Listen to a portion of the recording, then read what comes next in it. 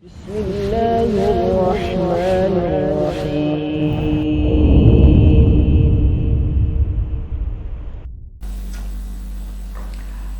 Bismillahirrahmanirrahim. Assalamualaikum warahmatullahi wabarakatuh. Innal hamdalillah nahmaduhu wa nasta'inuhu wa nastaghfiruhu wa nastahdihi wa natubu ilaihi wa na'udzu billahi min shururi anfusina wa sayyiati a'malina. May yahdihillahu fala mudilla lahu wa may yudlil fala hadiya lahu. Ashhadu an la ilaha illallah wahdahu la syarika lah wa ashhadu anna Muhammadan abdullahi wa rasuluh. Allahumma salli wa sallim wa barik ala nabiyyina Muhammadin wa ala alihi wa ashabihi ajma'in wa man tabi'ahum bi ihsanin ila yaumiddin. Ya ayyuhalladzina amanu taqullaha haqqa tuqatih wa la tamutunna illa wa antum muslimun. Thumma ma ba'du fa inna ahsanal hadisi kitabullah wa khairal hadyi hadyu nabiyyina Muhammadin sallallahu alaihi wa ala alihi wasallam wa syarrul umuri muhdatsatuha fa inna kulla muhdatsatin fid dini bid'ah kulla bid'atin dalalah kulla dalalatin finnar. Allahumma inna nas'aluka ilman nafi'an wa rizqan thayyiban wa amalan mutaqabbala. Allahumma aslih lana syu'unana kullaha wa la takilna ila anfusina tarfata 'ain. Rabbana taqabbal minna innaka antas samiul alim wa tub 'alaina innaka antat tawwabur rahim. Ikhwani wa akhwati al-'izza rahimani wa rahimakumullah. Jamaah salat zuhur Masjid Babu Salam yang dimuliakan Allah Subhanahu wa taala. Terlebih dahulu kita memulai kajian kita siang hari ini dengan memanjatkan puja dan puji serta syukur kita kehadirat Allah Subhanahu wa taala atas berbagai limpahan nikmat-Nya, rahmat dan karunia-Nya, keberkahan, keutamaan dan kebaikan-Nya yang sangat banyak tidak terhingga, tidak terbilang. Nikmat iman dan Islam, nikmat at-taufiq wal hidayah, nikmat al-kitab wa sunnah, nikmat al-afwa wal afiyah, termasuk dalamnya adalah nikmat kesehatan dan kesempatan. Ya, alhamdulillah siang hari ini kita berada di hari Senin tanggal 24 bulan Sya'ban 24 Sya'ban 1447 Hijriah atau bertepatan dengan tanggal 12 Februari 2026, yang artinya beberapa hari ke depan insyaallah ta'ala kita akan dipertemukan, disampaikan kepada bulan yang penuh dengan rahmat, bulan yang penuh dengan kemuliaan dan keagungan, bulan Ramadan, bulan yang selalu dirindukan kedatangannya oleh segenap orang-orang yang beriman. Wa idza dakhala Ramadan nadal munadi ya bagil khair aqbil wa ya bagil syarr aqsir. Apabila telah memasuki bulan Ramadan akan diseru dari langit sana, wahai para pencari kebaikan, bersegeralah. Wahai orang-orang yang menginginkan kejelekan, tahanlah diri kalian. Demikian Allah Subhanahu wa taala memberikan motivasi kepada orang yang beriman untuk bersegera menyambut kedatangan Ramadan dengan beberapa keinginan-keinginan, niat-niat, kemauan-kemauan untuk memakmurkannya dengan berbagai ibadah-ibadah kepadanya Subhanahu wa ta'ala. Karenanya banyak para ulama kita memberikan nasihat, wasiat dan wejangan pada kita semua sebelum kita memasuki bulan Ramadan. Yang pertama sekali adalah membersihkan diri, hati, jiwa dan niat kita dari berbagai hal yang dapat merusak amal-amal ibadah kita di bulan Ramadan, dengan kita bertaubat kepadanya Subhanahu wa ta'ala, memperbanyak istighfar kita kepadanya Subhanahu wa ta'ala. Ya ayyuhalladzina amanu tubu ilallahi taubatan nasuha.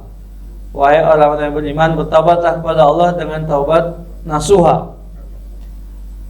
Begitu pula para ulama berdalil bahwa anjuran ini dilihat dari pertengahan bulan Sya'ban. Nabi SAW di malam pertengahan bulan Sya'ban, beliau mengatakan bahwasanya Allah Subhanahu wa Ta'ala mengampuni dosa semua hamba-hambanya kecuali orang yang mati dalam keadaan mempersekutukan Allah Subhanahu wa Ta'ala, dan orang yang di dalam hatinya masih memendam kebencian kepada saudaranya, sesama saudaranya. Ini mengisyaratkan bahwa pentingnya kita sebelum memasuki bulan Ramadan untuk membersihkan diri kita, hati dan jiwa kita dari berbagai pelanggaran-pelanggaran syariat dan berbagai dosa dan kemaksiatan, dengan cara bertaubat kepadanya Subhanahu wa Ta'ala dan perbanyak istighfar kita, agar memasuki bulan Ramadan hati dan jiwa kita sudah siap untuk menerima berbagai perintah-perintah Allah Subhanahu wa Ta'ala selama bulan Ramadan. Yang kedua, menguatkan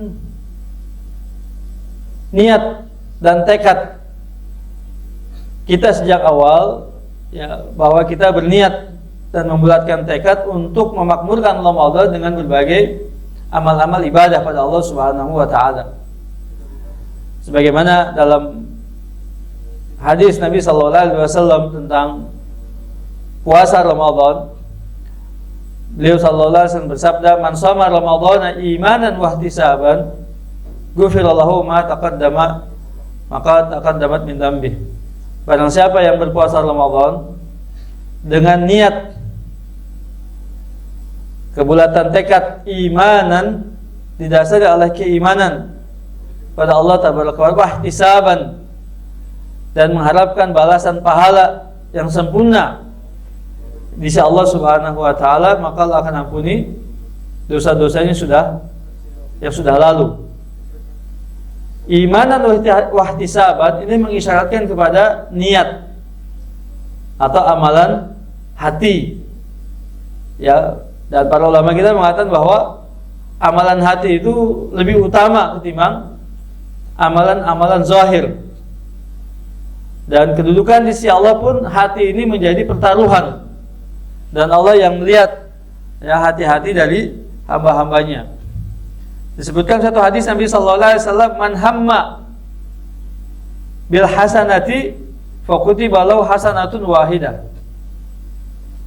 hatta ya'malaha wa idza 'amila biha tudha'af lahu hasanat ila 700 dhifin wa man hamma bis sayyi'ati fala yuktab lahu sayyi'ah illa idza 'amila biha."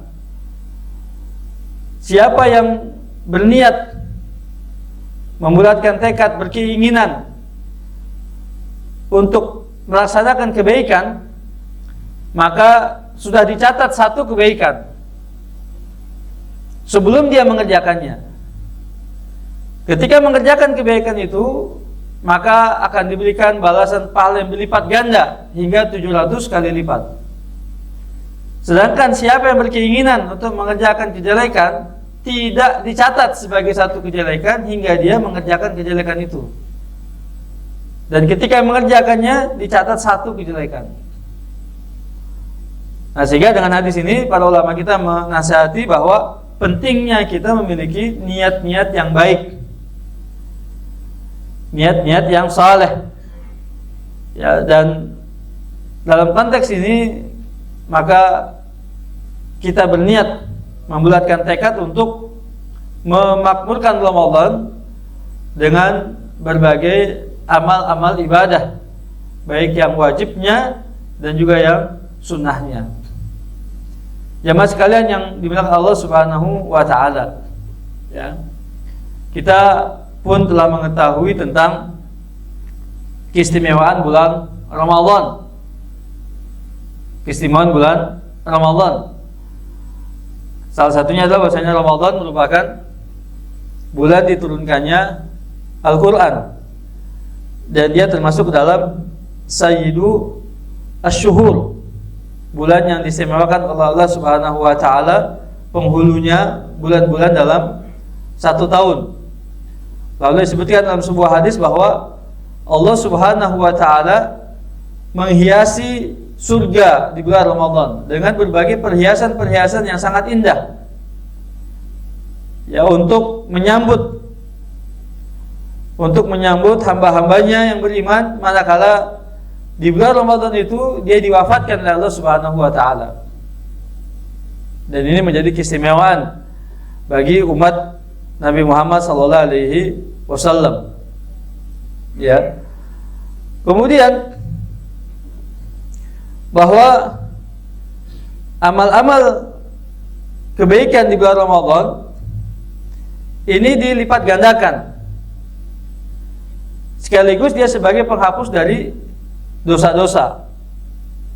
Nabi sallallahu alaihi wasallam mengatakan, as-salawatul khams wal jum'atu ilal jum'ah wa ramadan ila ramadan mukaffiratun ma bainahunna idza stunibatil kaba'ir. Akhrajal Muslim an Abi Hurairah radhiyallahu an. Salat yang 5 waktu, Jumat ke Jumat berikutnya, Ramadan ke Ramadan berikutnya, sebagai penghapus dari dosa-dosa di antara keduanya. Adapun tentang dosa besar, wajib dia meninggalkannya dan bertobat darinya. Jemaah sekalian yang dimuliakan Allah Subhanahu wa Ta'ala, hal ini menunjukkan kasih sayang Allah Subhanahu wa Ta'ala kepada kita sebagai umat Nabi Muhammad sallallahu alaihi wasallam, dan menjadi keistimewaan bagi beliau sallallahu alaihi wasallam, di mana Allah mengistimewakan bulan Ramadan dengan berbagai keistimewaan. Amal-amalnya, amal-amal yang baiknya dilipat gandakan, dan dia sebagai penghapus dari dosa-dosa dan kesalahan. Ya, karenanya menjadi penting bagi kita, ya, untuk bergembira, ya, dan berbahagia, ya, bersyukur pada Allah Subhanahu wa Ta'ala ketika Allah menyampaikan kita ke dalam bulan Ramadan. Hadis populer tentang 2 orang sahabat Nabi sallallahu alaihi wasallam, ya, yang keduanya berteman dekat, bersahabat satu dengan yang lain, ya. Salah seorang dari mereka wafat di medan perang, sementara orang yang kedua wafat 1 tahun yang akan datang.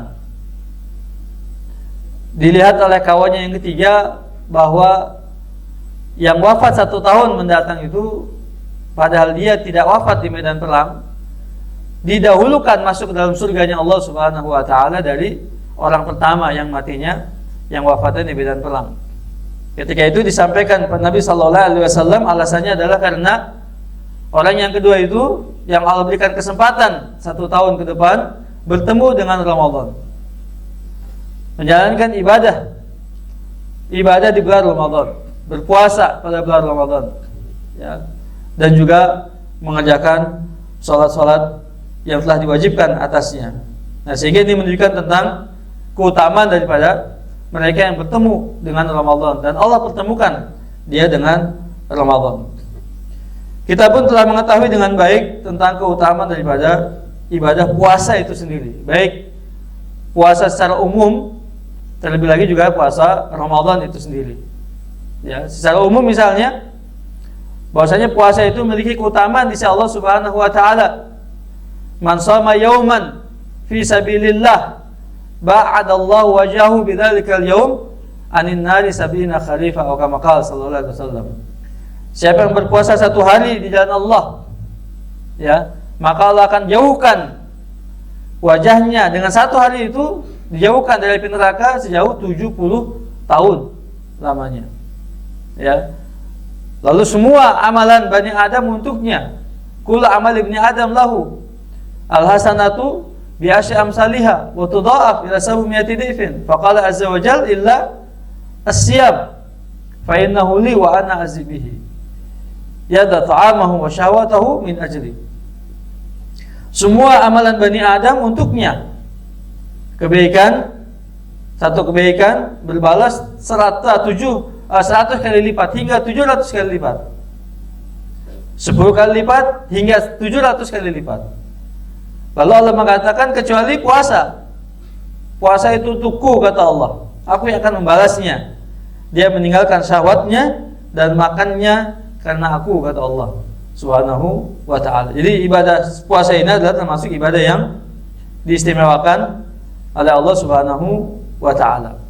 Karenanya hendaknya kita berniat untuk menjalankan puasa itu dengan sebaik-baiknya, memperhatikan rukun-rukunnya, syarat-syaratnya, menjauhi dari hal-hal yang membatalkannya, ya, kemudian menunaikan adab-adabnya, adab-adab yang wajib, adab-adab yang sunnah, semuanya disempurnakan dari ibadah puasa itu sendiri. Karena memang ibadah-ibadah itu di sisi Allah Tabaraka wa Ta'ala ditimbang. Setiap amal-amal itu ditimbang, ya, dan pembalasannya pun sempurna sesuai dengan amalan itu. Kesempurnaan satu amalan itu pun akan ditimbang menjadi pemberatnya. Yang menyempurnakan rukunnya, yang menyempurnakan syaratnya, yang menyempurnakan adab-adabnya, yang menjauhi larangan-larangannya, pembatal-pembatalnya, maka akan diberikan balasan pahala yang sempurna. Sementara yang sekedarnya saja, ya, begitu pula sekedarnya saja balasannya itu. Bahkan boleh jadi tidak mendapatkan apa-apa. Ketika Nabi SAW mengatakan, "Rubba sa'imin laisa lahu min siyami illa al-ju' wal atas." Berapa banyak orang berpuasa tidak mendapatkan pahala dari puasanya sedikit pun juga, kecuali hanya sekedar lapar dan haus. Kenapa dia tidak mendapatkan itu?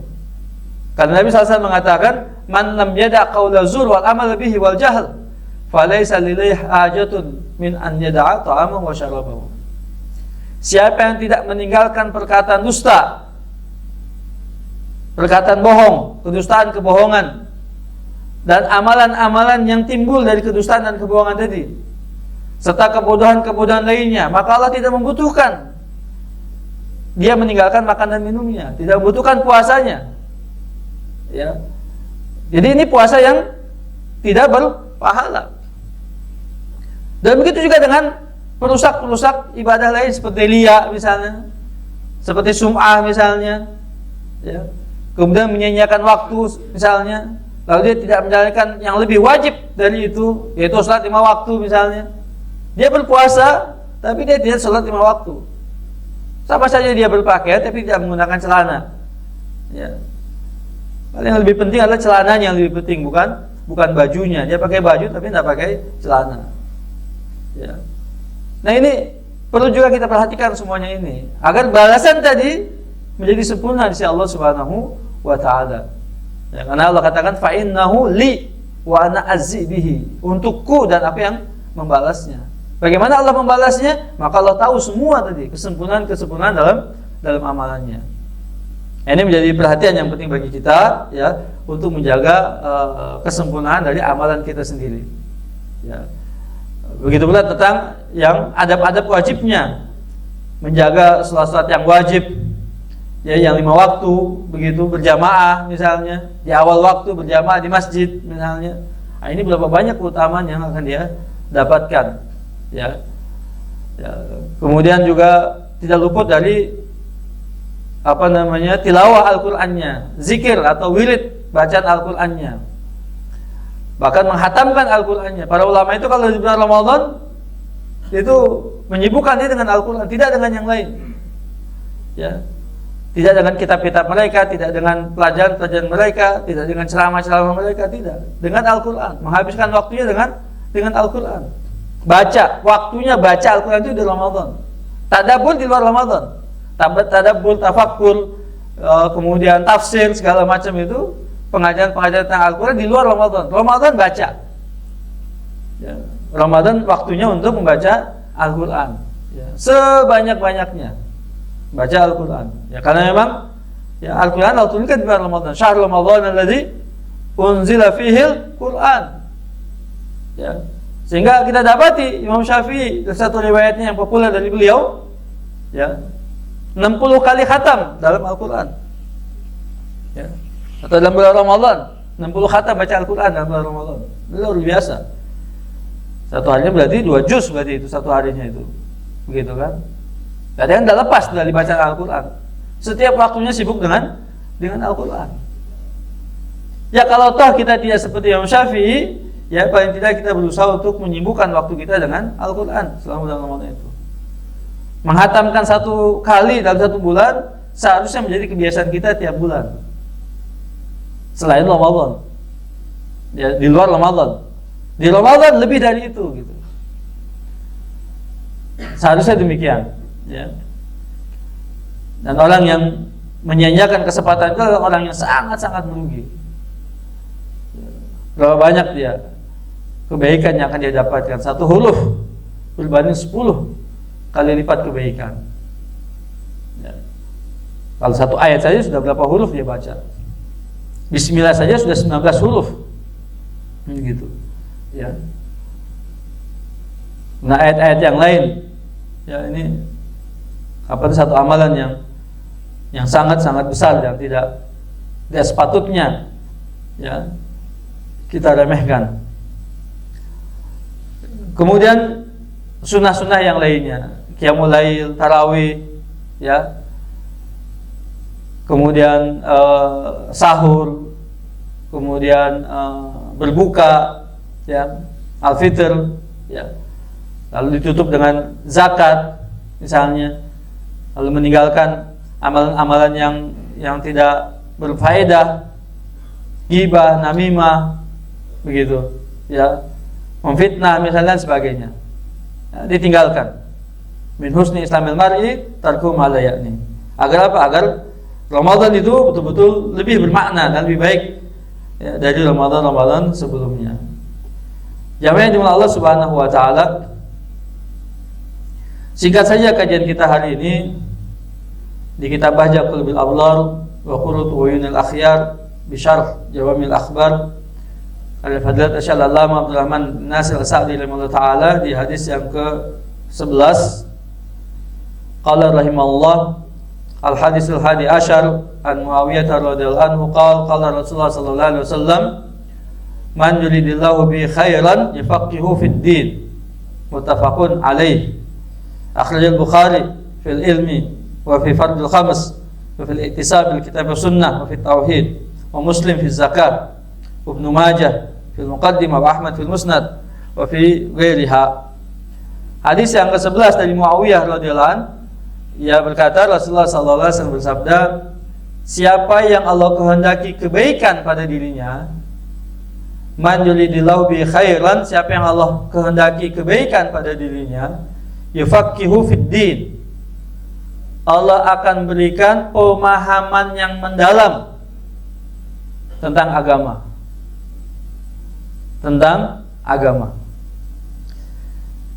Muttafaqun alaih, dikeluarkan oleh Imam Bukhari dalam berbagai kitabnya, di Sahih Bukhari, Kitabul Ilm, Kitab Fardul Khams, kewajiban salat 5 waktu, kemudian dalam kitab I'tisam bil kitab wa sunnah, berpegang teguh dengan Al-Quran dan Sunnah, dalam kitab Tauhid di Sahih Bukhari.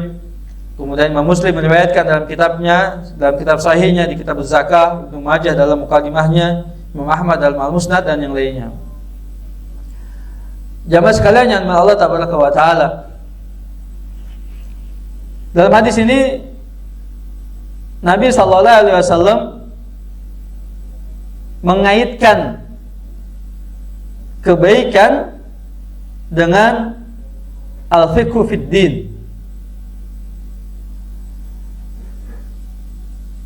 Siapa yang Allah inginkan kebaikan pada dirinya, baik keadaannya, baik dirinya, kedudukannya, dunia dan akhiratnya, baik kehidupannya, kebaikan semua dalam berbagai sisi, dalam berbagai aspek, ya, baik. Kalau dikatakan orang yang baik, Allah katakan orang itu baik misalnya, itu semuanya ilman wa amalan, begitu, ya. Coba perhatikan misalnya di surat Al-Imran, Allah katakan kuntum khaira ummatin ukhrijat linnas, kamu adalah umat terbaik. Khaira ummah, umat terbaik yang dilihatkan oleh manusia. Baik apanya? Kan gitu. Semuanya. Ilman wa amalan. Dalam ilmu pengetahuan, ya, pengetahuannya, ilmunya, dan pengamalannya. Kebaikannya di dunia hingga di akhirat. Ya, disebut dengan hayatan thayyibah. Fid dunya hasanah wa fil akhirati hasanah. Kebaikan dunia hingga akhirat. Baik. Ya. Ya. Seperti misalnya dalam hadis Nabi sallallahu alaihi wasallam, khairukum man ta'allamal Qur'ana wa 'allamahu. Sebaik-baik kamu adalah yang belajar Al-Qur'an dan mengajarkannya. Belajar Al-Qur'an dan mengajarkannya, sebaik-baik kamu. Ya. Dan berbagai kebaikan-kebaikan. Semua, ya, istilah kalimat khair atau baik dalam pandangan Allah Taala mencakup segala sesuatu dalam berbagai aspek. Nah, salah satu tanda seseorang baik di hadapan Allah, Allah inginkan kebaikan pada dirinya, adalah Allah berikan pemahaman yang mendalam tentang agama. Yufaqihu fid din. Dan ini juga alasan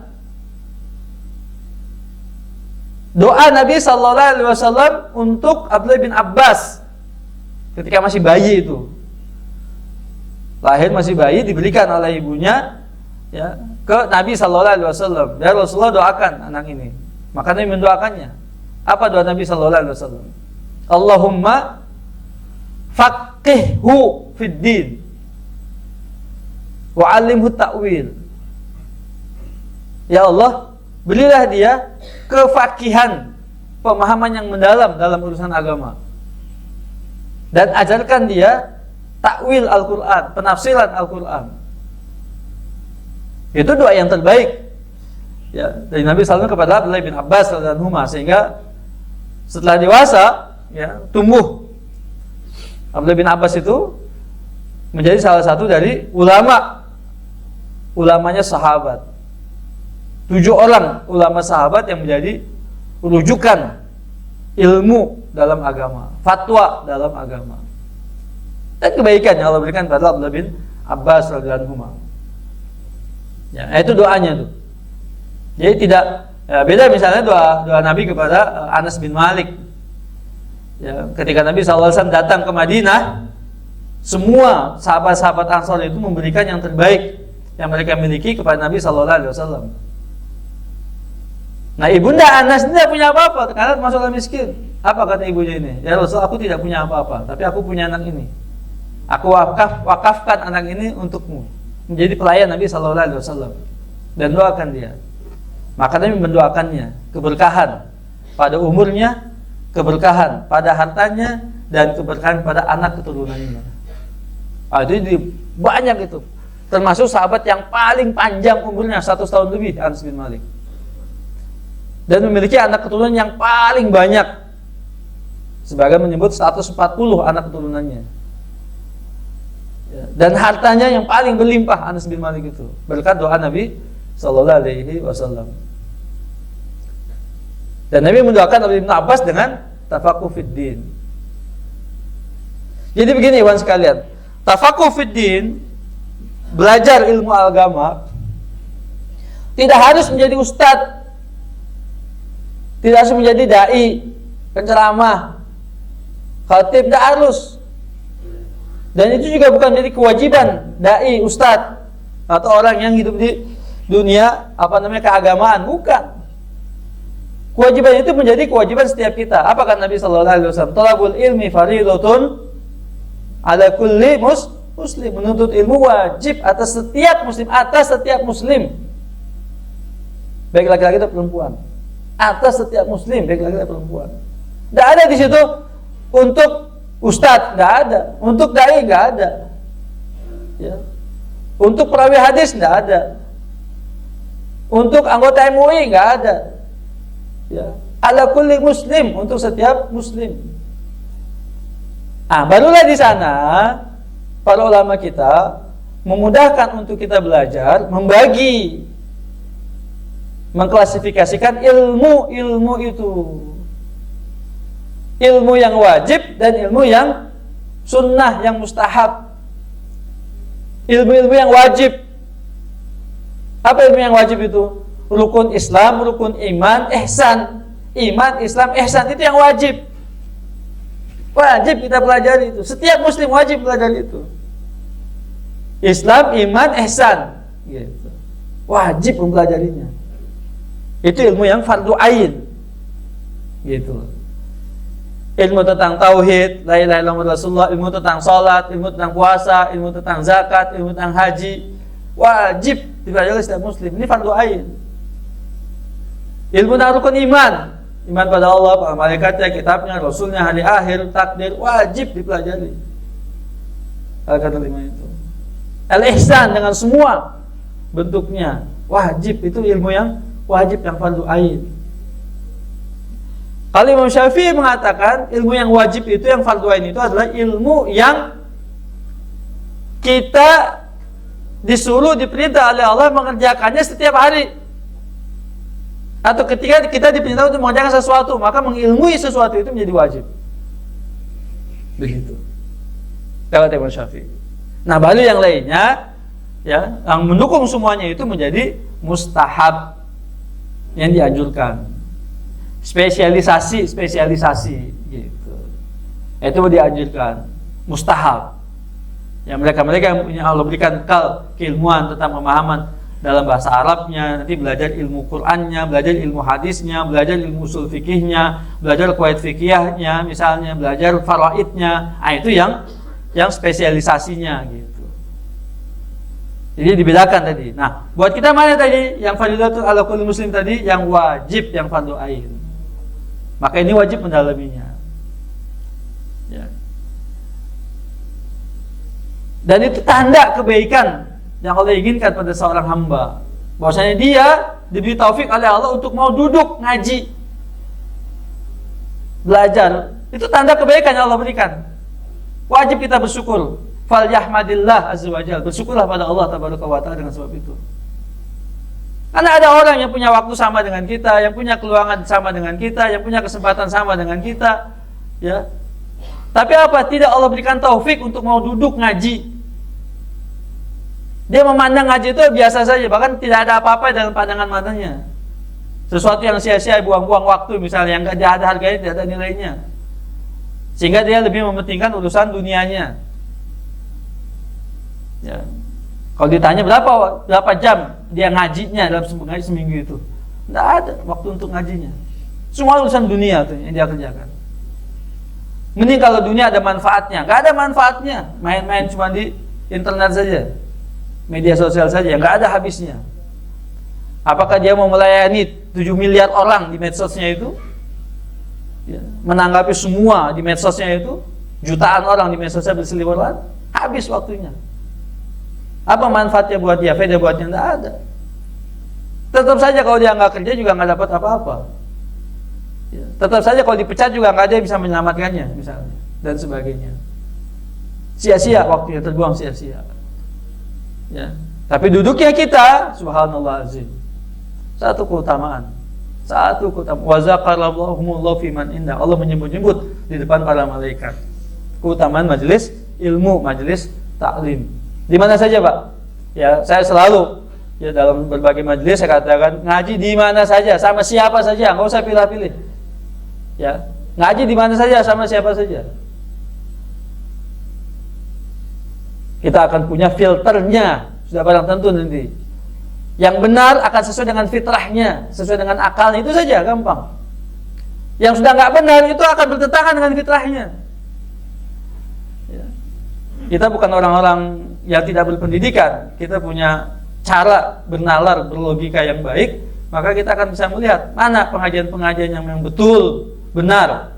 Ya, kalamullah, kalamur rasul, kitabullah, wa sunnatun nabi. Dan mana yang cuma sekedar ocehan-ocehan saja, bahkan membawakan mitos-mitos atau juga mistis-mistis kayak gitu yang tidak berdasar sama sekali. Fitrah kita nanti akan menolaknya sendiri. Tanpa disuruh, fitrah itu akan menolaknya sendiri insyaallah taala. Karena akan bertentangan kebenaran yang datang dari Allah Taala dengan fitrah manusia yang Allah berikan kepada dirinya. Demikian para jemaah sekalian Allah Taala, ya, dengan singkat kajian kita siang hari ini karena memang waktu ya yang membatasi kita. Sekali lagi kita memohon pada Allah Taala taufik dan hidayah agar kita diberikan kemudahan, kemampuan, pertolongan, ya, dipanjangkan umur kita memasuki bulan Ramadan, diberikan kesempatan bagi kita untuk perbaiki taubat dan istighfar kita, diberi kesempatan bagi kita untuk memupuk bekal kebaikan selama bulan Ramadan. Kita niatkan sejak sekarang, ya, bulatkan tekad sekarang untuk makmurkan Ramadan dengan sebaik-baiknya. Dan Allah wafatkan kita semua dalam keadaan husnul khatimah. Allahumma amin ya rabbal alamin. Subhanaka Allahumma bihamdika asyhadu an la ilaha illa anta astaghfiruka wa atubu ilaik. Wa sallallahu nabiyana Muhammad wa ala alihi wa sahbihi wasallam. Assalamualaikum warahmatullahi wabarakatuh.